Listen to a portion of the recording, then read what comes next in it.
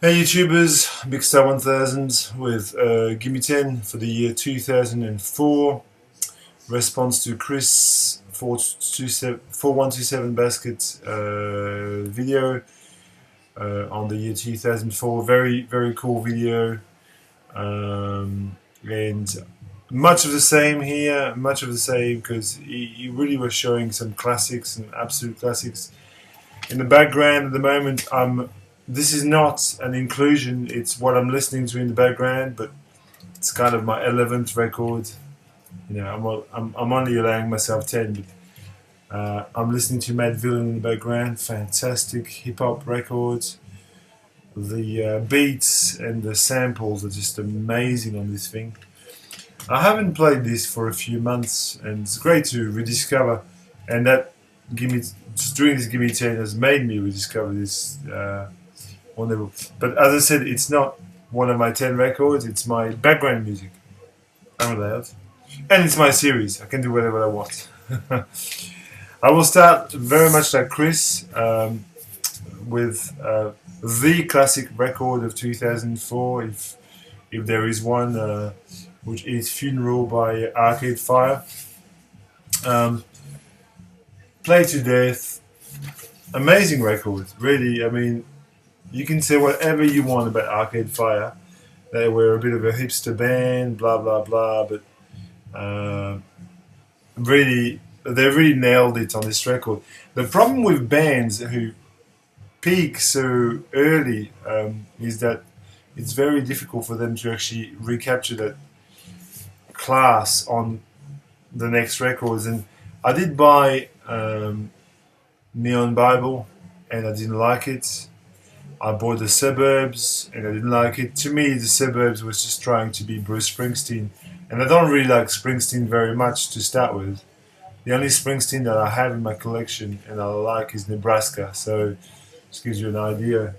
Um, but this is absolutely wonderful, wonderful as a record. The first side alone is as strong a set of song as you could ever hope to hear. The band is from Montreal. At least Win Butler is from Montreal, and Regine Chassagne. Regine Chassagne, I think, is from Haiti originally. Hence, there's a song called Haiti. Personal favorite song on this is probably Laika, Neighborhood Number Two. It's a fantastic song. Beautiful record, and as I said, if you're turned off by Arcade Fire because you think they're a kind of a hipster band as they were labeled later, don't be, because this is a fantastic indie rock record. Um, and I'll continue with another great band from the years 2000, Wilco. This is my personal favorite Wilco record. It has been for many years. It's A Ghost Is Born. I have this on both on CD and record. It's a wonderful piece of music. Um, Wilco, the band from Chicago, led by Jeff Tweedy. And on this, they just really reinvented their sound. They just actually, some bands just do the same thing over and over again. Not Wilco. In this, they experimented to the point where some songs could have been placed on records by Noi or Can, like I think it's Spiders, Kid Smoke, a song called Spiders. It's got this like motoric, like sort of Noi beat, like crowd rock beat, and real crowd rocker, which for a band that's been labeled alternative country or Americana or whatever you want, is kind of bizarre. But then again, Wilco don't fit in any boxes. This is an absolutely astounding record. Um, every song is good. Every song, it's just an amazing record. Um, Continuing with one of my heroes, died too early, and in fact, I think this was a posthumous record for him because in fact, I know that for a fact. because he committed suicide, I think in 2003, and this came out in 2004. And this is a wonderful record. It's kind of unfinished, but it's very good. It's From a Basement on the Hill by Elliott Smith, the singer-songwriter. This is a beautiful, beautiful record. You could see that he was trying to slightly change direction with this. He'd done Figure Eight before that, and my personal favorite, which is EXO. Well, this is a great piece of music. Obviously very, very melodic, very Beatles infused. If you like the Beatles, like 99% of the VC, let's not offend anybody here. If you like the Beatles, you like Elliott Smith. Putting it out there. Okay. Well, staying Beatles and staying pop, I'll just make a segue. This is an absolutely magnificent record. Highly recommended. And I would get this on vinyl. I'd love to get an original of this, and maybe one day I will. Who knows?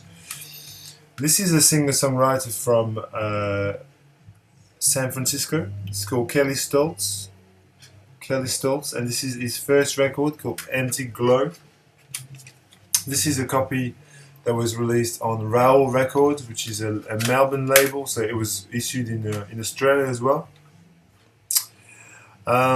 This guy is, like, this album is one of the most melodic, engaging, instantly memorable kind of piece of music I've had the chance to listen to in the 2000s.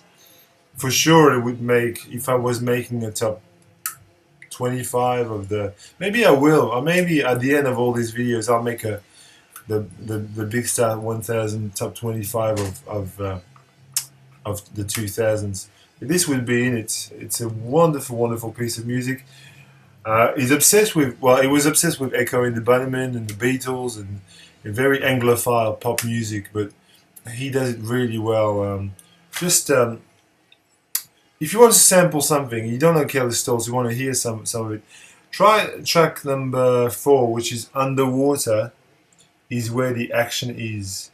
Underwater is Where the Action Is. That's, it's great pop record. Amazing pop record, but really sophisticated. Alright. Like Chris, I have chosen to include this amazing Animal Collective record, Sung Tongs. Animal Collectives to me are, they're like the sort of the lost children of the Residents. They've got this kind of same kind of crazy aesthetics. The music obviously is different, but I think in spirits, to me, they're the long lost children of the Residents, and this is one of the best albums. My second favorite, my favorite Animal Collective album is Strawberry Jam. This comes close. It's wonderfully deconstructed, psychedelic, acoustic, psychedelic songs. Panda Bear is Noah Lennox, a genius. That man is a genius. And if I'm going to be honest, my favorite Animal Collective record is Person Pitch by Panda Bear, but it's not truly an Animal Collective record. Amazing piece of music. Okay, since we're on psychedelic, because this is very psychedelic, again, like Chris, I will show my copy of Dung. I love this record. Again, this would definitely make my top 25 of the 2000s. For sure. This is a very nice, very, very engaging piece of neo-psychedelic. The first time I heard Panda, which is the track 1, Panda, I thought I was hearing the Birds, the Grateful Dead, jamming with who did I think at the time? I thought really this I thought it's a Birds track sung in Swedish. And like it blew my mind. There's a drum beat at the start. Go and listen to Panda. Panda is the first track. If you haven't heard Dungan, put Panda on. There's a drum beat at the start. They go boom, and then there's drum rolls and stuff, and then it goes into this guitar freak out, and then the vocals come in, and yeah, you got an impression that you know they've revived the ghost of Grateful Dead and the Birds, but in a sense it's better.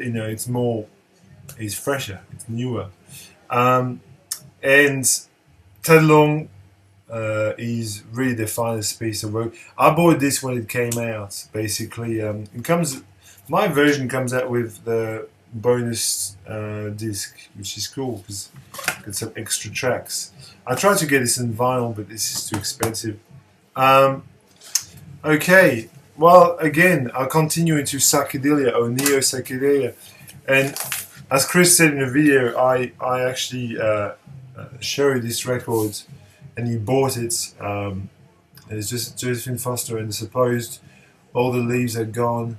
And this is a wonderful psychedelic acid folk record. Marvelous, marvelous record. Really, a bit like, sort of like a modern version on Syd Barrett or Forever Changes, or I don't know where it fits. It's kind of freaky and twisted as well, and it rocks as well. It's not a folk record. It's really a psychedelic folk rock record. It's superb. Josephine Foster and the Supposed. And I've got a nice segue to two. Well, in fact, it's one, but it's two records. Devendra Banhart actually put out two records in 2004. One was called Rejoicing in the Hands of the Golden Empress, which is this one. And the other one was Nino Jojo, whatever it's called. I think it means red child or something. Oh. And this version compiles the two albums into one record. So it's a reissue that I bought in 2000. I think it was 2004 as well. They put it out, or maybe very early 2005. That I went to a record store and I saw this and I thought, this is great. It's got two albums. He put out two fantastic. These are the covers of the two albums. Two fantastic albums in 1 year, and I really love these. Still to this day. He was the godfather of this sort of new weird America movement with John Newsom and Josephine Foster and all sorts of people like Six Organs of Admittance, which I really love too. And look, it's a bit of a silly tag, this new weird America, but having said this, they produced a lot of really great records. Neo acid folk. Devendra Banhart, two records in one there. Two more. Well, since I'm on folk music, this is a fantastic folk music record.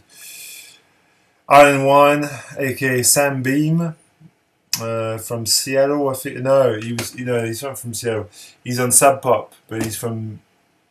Maybe I'm confusing my thing. I think he's from Georgia, isn't he? Sam Beam, or from South Carolina, Georgia, somewhere there. If you know, just tell me. I don't know. Facts in my head, this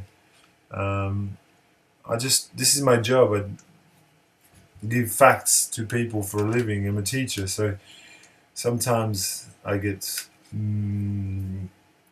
my head gets twisted into different directions. This is our Endless Number Days. This is a wonderful folk record. Just what I love is his beautiful, delicate finger picking. He's very good at. He's got some very nice, beautiful patterns, finger picking patterns. He uses alternate tunings as well, and And then he double tracks his voice, so every time you hear his voice, it's got this sort of echoey kind of quality to it. Iron and Wine. I could have bought this on vinyl too, but I never did. Still love it. I mean, I must have played this, you know, at least 100 times in 2004. So I didn't feel the need to buy the vinyl because I knew it so much. And then finally, number 10. Not number 10 in the pecking order, but the last one. It's a record from Mali. And this is Amasakul by Tinariwen. Tinariwen are a band of Tuaregs from Mali, and they're fucking extraordinary, really. If you ask me, they're just brilliant. They play this kind of desert blues, but that's a cop out. I think it's it's just great African music, basically. And this is my favorite records of theirs, Amasakul. It's an amazing. This one comes in a slipcase, but it's the same picture at the back. And it's just they're described there as legendary poet guitarists and soul rebels from the southern Sahara Desert. If that doesn't sell it to you, what will? Highly recommend it. Anyway, my pile of records is falling off the side there. I hope you enjoyed. You can leave me some comments. You can insult me if you want. Although, why would you? And I'll see you soon for 2005. When Chris makes his video, I'll make mine. Cheers, VC.